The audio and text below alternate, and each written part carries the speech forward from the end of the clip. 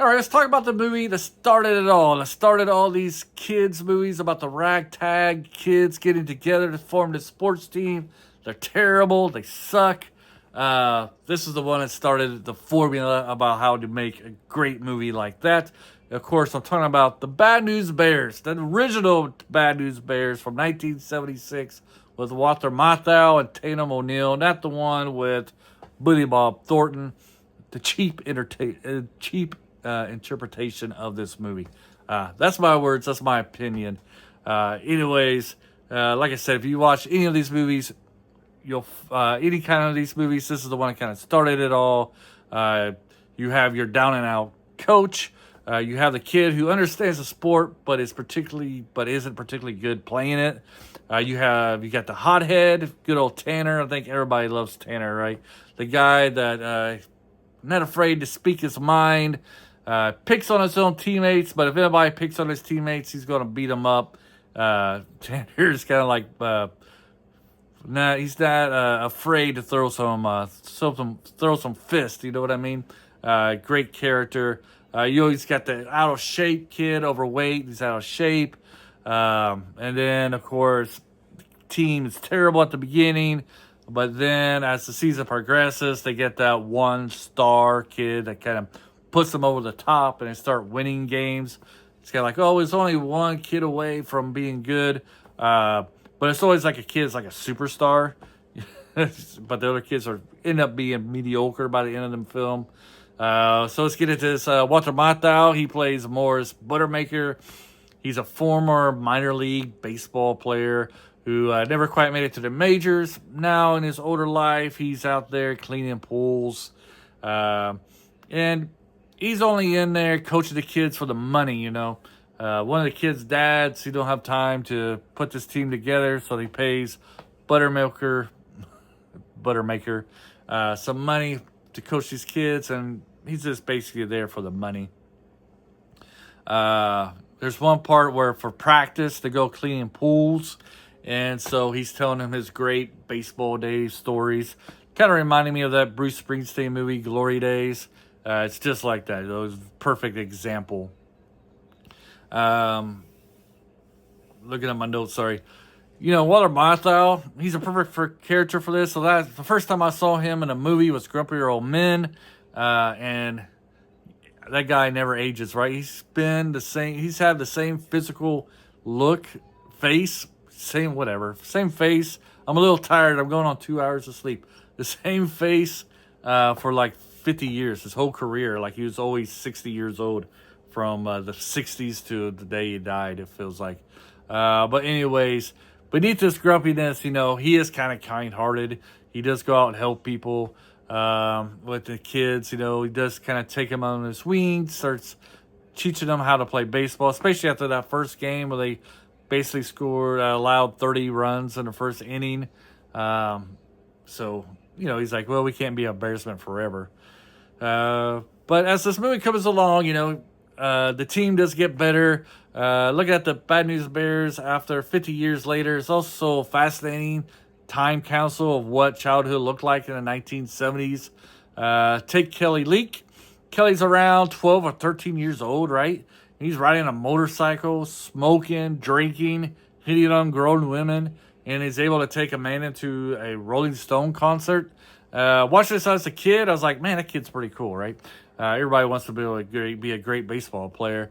But now, watching it as a grown-up, I'm kind of like, who's this kid's parents? He apparently has access to enough money to own a motorcycle, buy concert tickets.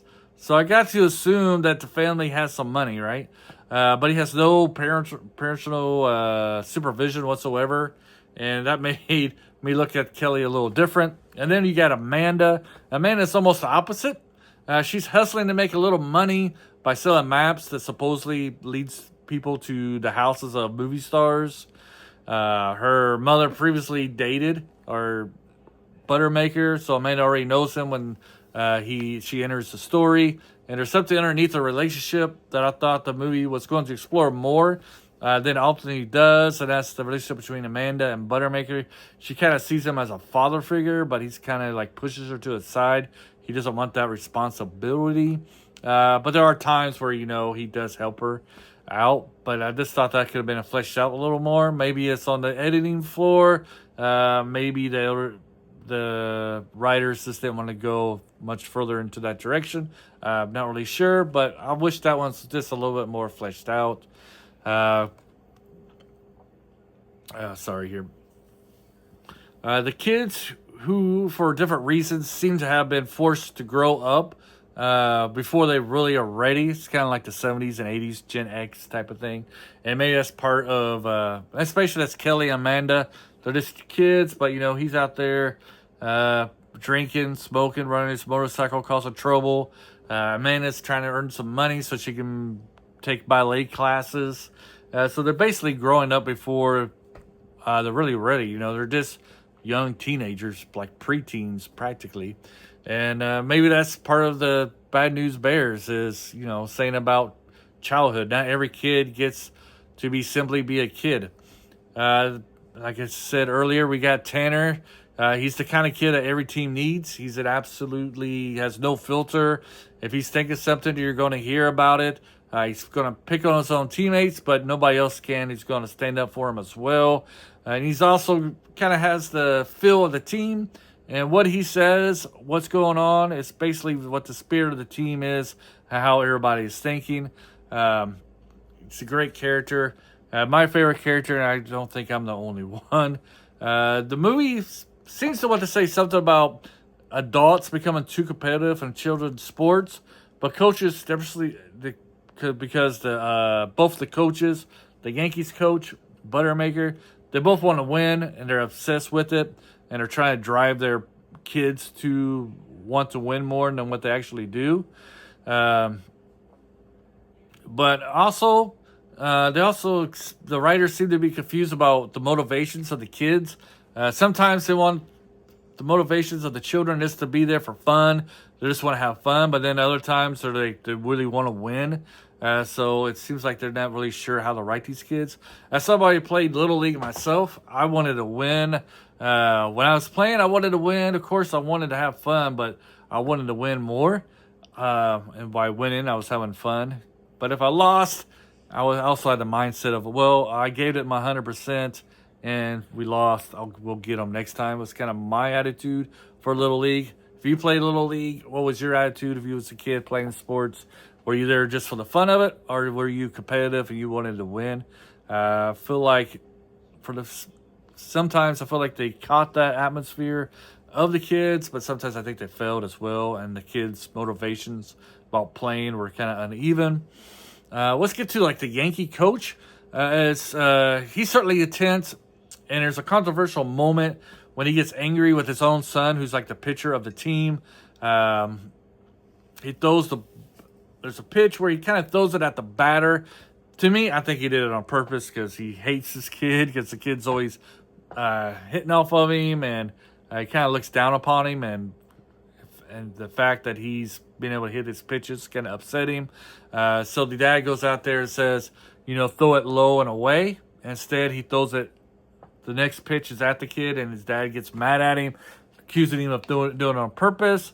Which anybody who's watching the movie can understand why the dad would think that. I guess the controversial part is that the dad gets kind of physical with the kid. Maybe goes over the top, yelling at his own son, trying to discipline him.